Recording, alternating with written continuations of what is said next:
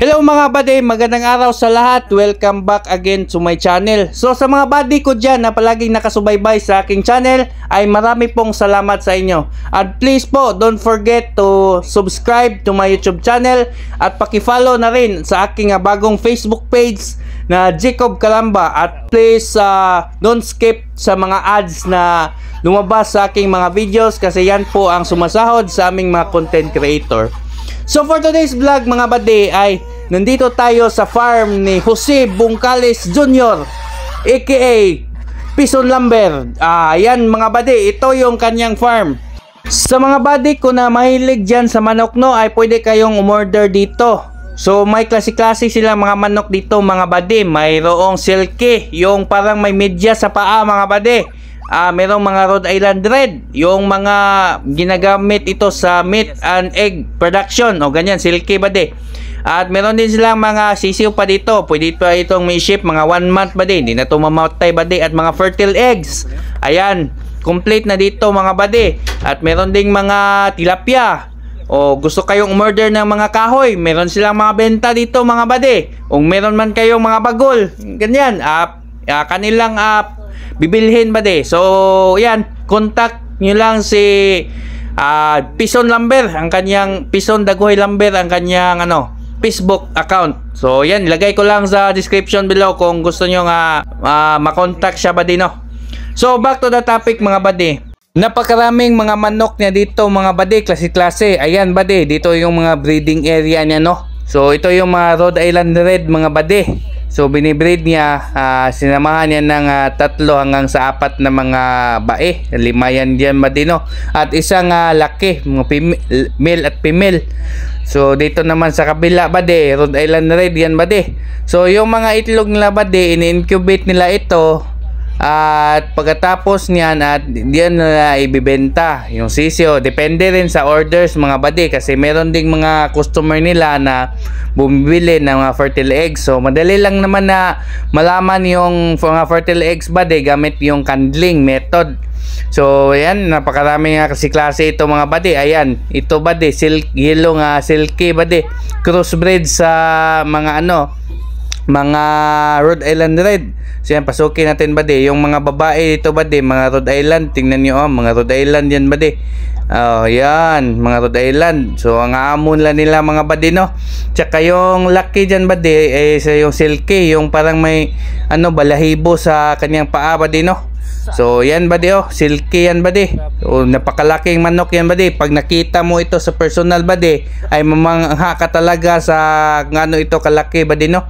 So siguro ang isa dito buddy tumitimbang ng mga 5 kilo, 5 to 6. So depende rin yung sa kalakihan niya buddy no. At saka yung ganito mga manok buddy, ang mahal nito buddy. So sa dito presyo namin dito sa amin buddy, ang isang buwan ay 1 month from hatching buddy, nagkakalaga ng mga 3,000 at to 4,000 depende sa lahi niya no. Kasi meron ng mga halo-halo niya mga buddy. So yung pure buddy nasa mga 4,000. So mahal siya buddy. So yan yung kuan dito no. Meron din mga puti na mga silky at meron siya silky na para bang Bisaya yung kanyang kulay. So makita niyo mga Bisaya ang mga kulay niyan buddy no. So yan. So meron ding iba dito buddy. Dami dito buddy. Mga ito, mga 20 siguro ito ka mga breeders niya. So ang pinapakain na dito buddy yung Integra 5,000. Yung breeders breeders Weeds. So yun, maganda yun buddy. Kasi kapag ay pinakain mo lang ito ng mga 3,000, laki yung kanyang katawan. So maganda yung breeders Weeds buddy kasi ang target nilang market dito buddy is production. So nagpo-produce sila ng mga lahi nito buddy no. So may mga bumibili nito. So yung mga chicken lover yun.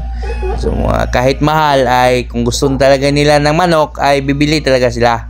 So kung yung balik tayo usapan sa feeds, kung gusto nyo kalidad na mga lines buddy, yung 5,000, Integra 5,000. So kung yung mga manok, mga laga buddy is mga 45 days. So I suggest buddy yung 1,000 up to 3,000 na ipakain mo. Kasi yun na talaga yung pangpataba ng mga manok buddy, fattening. So yan buddy no, napakarami nito buddy. Yung mga itlog pala nito buddy, kinokolekta araw-araw buddy kapag nangitlog ito at isalang sa incubator para magdungan sila ng pisa. Kasi kapag ay hindi ito in-incubate buddy sa kirami nito buddy, ay mas maganda yung magkadungan sila buddy para kapag ay may customer na bibili ng maramihan ay makabigay ka, meron kang stocks. So sa mga buddy ko dyan na hilig sa mga manok no, ay PM nyo lang Pison Lumber, Dagoy, Bohol. So marami kang pagpipilian dito mga buddy. So napakarami si klaseng mga manok. So hindi ka talaga dito buddy, napakarami. So pwedeng utang. So yan buddy no, makatawad pa kayo dito. So buddy, kung meron mang nag-pop na mga ads yan sa aking video, ay wag niyo pong skip no. Basta naman ay makasahod kaming mga content creator. So yun, please keep on watching. So yan buddy no, ay punta naman natin yung caretaker niya dito buddy. So yung tagapangalaga ng kanyang mga manok dito. So yan buddy, naghugas ng mga paimnanan ng manok. Ang pangalan niya ay Ko. Si Ko buddy. So hinugasan niya yung paimnanan buddy para hindi ma-contaminated at malinis yung tubig na binigay niya sa mga manok. So ito buddy, ito yung galing sa incubator. So mga ilang days siguro ito buddy no. So tingnan nyo, may lalong American rasa ito buddy kasi malaki. Compared nyo doon sa mga native lang ay maliit talaga yun buddy. So punta naman natin yung nasa free range buddy, mga net. So dito nga mga manok na to buddy ay halo-halo ito. So mayroong mga Bisaya, mga Rhode Island at yung pabo, yung gansa. So diyan lahat, mekos-mekos yan lahat buddy. So dito namin kukunin yung aming lilitsonin mamaya. Diyan maglitson tayo mamaya buddy. So dito naman buddy ay yung mga 45 days na mga manok. So ito yung mga manok na to ay karaniwang ginagamit, niluluto ito sa mga fast food chain kasi ganito ay napakabilis nitong lumaki. 45 days pwede na yan i-harvest buddy. So dito naman buddy, ito yung free range chicken ni Boss Joe no. So mga ito, mga Rhode Island native. So meron ding mga gansa, pabo, ganyan. Halo-halo ito buddy, naka free range sila sa isang net. So healthy ito buddy kasi nagagala-gala sila at sila yung naghanap ng mga pagkain. At pinapakain nila ito ng mga organic rin tulad ng mga azola, inaluan ng konting feeds para lumaki sila. So healthy ang ganitong style buddy, yung free range net. So yan, the best ito buddy kung may plan kayo mag-business ng ganito, ay i-recommend ko yung free range. So tikman natin ito mga kabady, magluto tayo nito. Ating ilitson kung malinamnam ba. So yan buddy, matik na yan, tinuhog buddy. Ang ating recipe ngayon buddy ay lechon manok with tanduay, tanduay stew. So yan buddy, maglitson tayo yan. So ituhog na sa buddy, may tubo. So tuyok ko na siya buddy sa sa mainit na apoy. Init nga apoy. Lisod pong malamig na apoy. So yan buddy no, tuhog yan. So pagkatapos yan lagyan ng tangad. Ilagay na sa lubot sa sa manok buddy yung tanglad. At pagkatapos niyan ituyok-tuyok niyan sa sa apoy. So ayan, nilagyan na ng tanglad gibutang sa lubot, nilagay sa lubot yung tanglad buddy ni Najib. Siya yung nagtimpla nito. Najib Bongkales Lodi sa pagdating sa magluto-luto. So Najib yung pinaka mahusay. Siya yung anad ba, magaling, tsada kayo sa sa magluto-luto buddy. So yan buddy, kinanglan na nga butangan ng lubot o lagyan ng tangad para humot, malinamnam yung kanyang unod, yung kanyang laman buddy no. So ayan, lagyan na lahat. So siguro ay kabisado na kayo dito buddy no. At pagkatapos ng lagyan buddy ay itali yan gamit yung straw. lubid. So yung lubid bade, yung PC gamit nito, yung karaniwang ginagamit sa ano, yung kanang kuan, kanang yung manglitson. Familiar kayo sa mga litson baboy bade, yung gitahi sa tiyan, yung sa tiyan gitahi. So yan yung gamit namin dito para hindi siya madaling maugdaw, madaling masunog sa apoy kasi mainit yung apoy. So yan bade. Yan yung aming ano no. So yun, mahintayin lang natin yan matapos bade. Yun, please keep on watching. Kung meron ng mga ads bade na lumabas ay wag niyo pong skip ha, para pangsahod lang sa amin. So salamat sa inyong bade. Please keep on watching.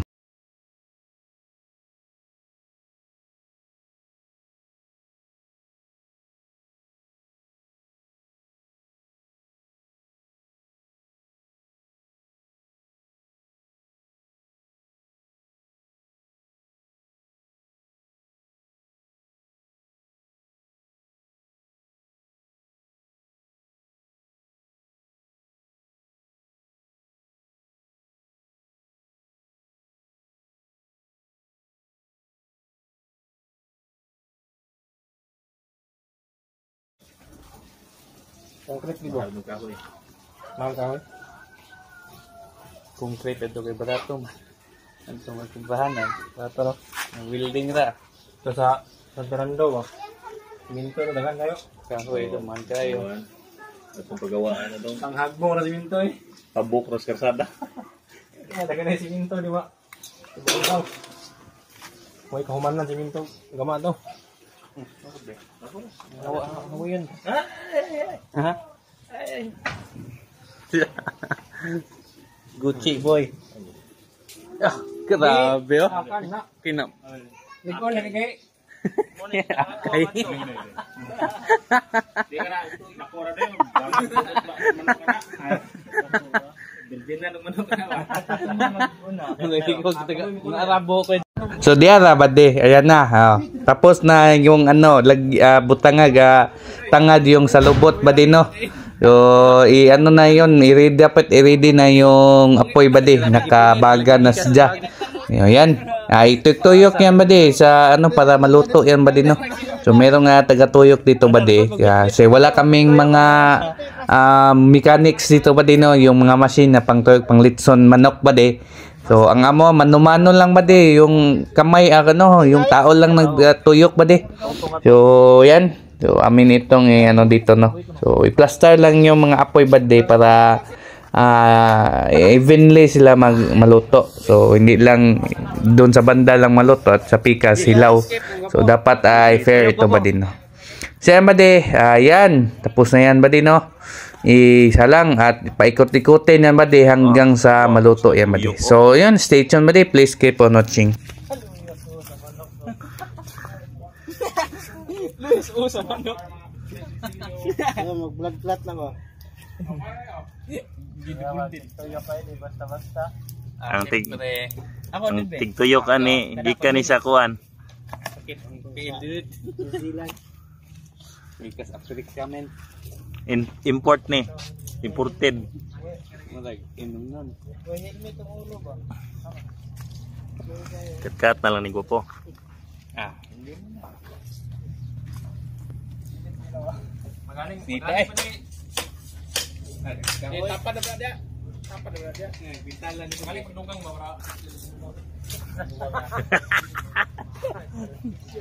Grabe. Nakatilaw na ba mo og manok nga dito sa binutang tanduway?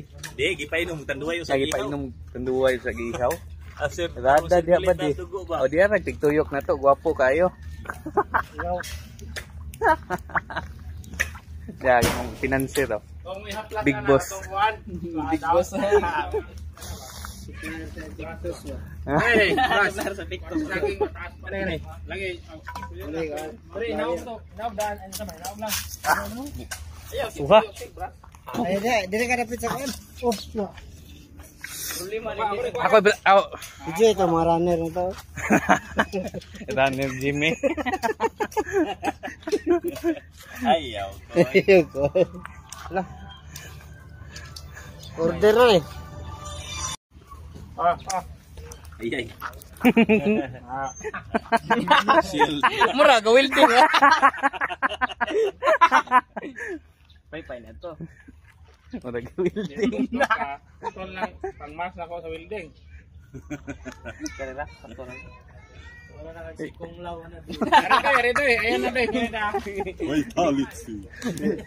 Hindi, murag na ang ilulong. Murag si kung law na. Jire, likayan.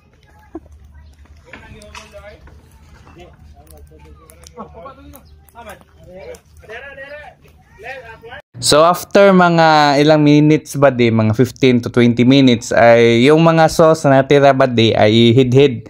Ipahid mo dito ba di para magkalasa naman ba di, para mas malinamnam yung ating niluto, no. So ayan ba di, maraming sauce yung ginawa ni Najib, yung mga sauce ni gamit ni Ani ba di. Yung mga sobra-sobra ba ipahid gamit ng kanang brass ba di. So yan, masarap yan ba di kapag ay yung marinated yan daan marinated. Pero okay lang yan ba di, ito hindi nga ito marinated pero yung tinikman namin ay masarap naman. So yan, ihid-hid lang yan ba di habang nakatuyok, no, habang na mayroong apoy nakaluto. So yan ba di, no, please stay tuned, please keep on watching. So, yun nga pala ba di, kung hindi pa kayo nakasubscribe sa aking channel, so paki-subscribe na, at sa mga hindi pa naka-follow sa aking Facebook page, ay paki-follow na rin. At wag po kalimutan na wag na po kayong mag-skip sa aking mga ads ba di, kasi yan po ay napapasahod sa aming mga content creators. So, yun ba di, please keep on watching. Gimad lang, nip lagi, di ka naman niyo. Mau pergi ngomong jangan ya. Ikaw din sunod na bro. Gimad lang eh. Silang doa pa din. Badin.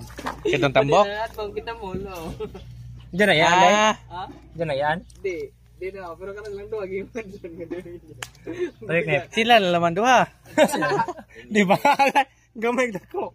Wala ko na 10-0, 1-0. Igugma na di. Ako na, gusto ko yun. Si Badin, harvester na. Grabe, Alvin, kugyan na, oh. Alvin, no? Sa Domingo lagi. Minuwang. Gilantan. Di Alvin? Di siya. Karong mo, to ganiya, klaro ko sa mata. Tapos baka na, di mo musulti sila. Bakten ka na, gawi-gawi. Kani mo lagwa pa ni maluto. Ibutang Clyde. Gibutan Ako lagi na tao. May ngon lang ako para lagi na tao kay ributan lagi ka na. Ako pa yung tao. Nga, sagdi lang. Ito ang Clyde, season na po maingan eh. Sunod kinabuhi ni mo. Bata pa ko. Ikaw na po yung mukuan. Trabaho ko. Sige lang.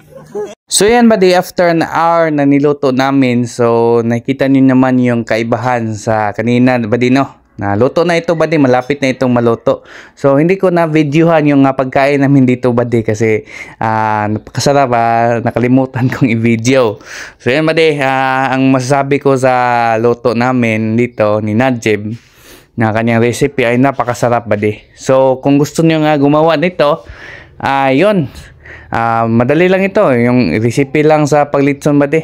So lagyan ng kanyang ganyan, hindi ko kabisado yung anong nilagay niya ba di, basta masarap yung pagkagawa. At mas maganda ba di ay marinate nyo. So yan ba di, no, malapit na itong matapos. So mga ba di, kung nagustuhan nyo itong video na to, ay po paki-hit na yung subscribe button at saka yung notification bell para po updated na po kayo sa aking mga videos. At huwag niyo pong kalimutan na like and follow na rin ang aking Facebook page, at huwag po kayo mag-skip sa aking mga ads. So yun, magandang araw mga buddy. So see you in next video. Bye-bye. Malubay, Henry. May na budak, gitindray kang nga kaysa guldo.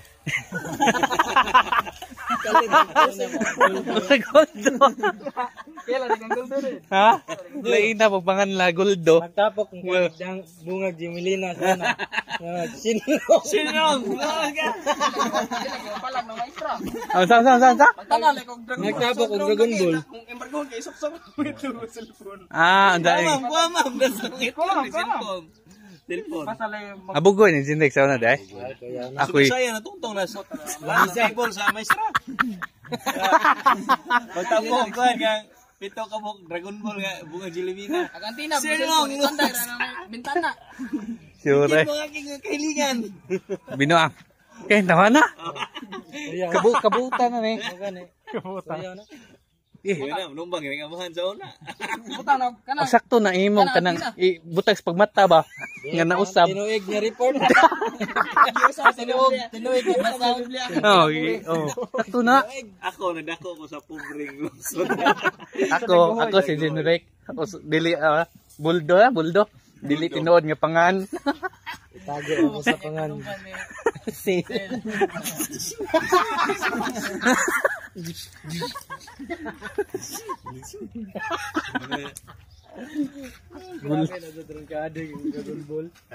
Dili ang biji. Siyawan yung Magtana bitaw ko Dragon Ball. Magtana bitaw. Kani nga na dod yung pagkamatay Sure. ng Toriyama.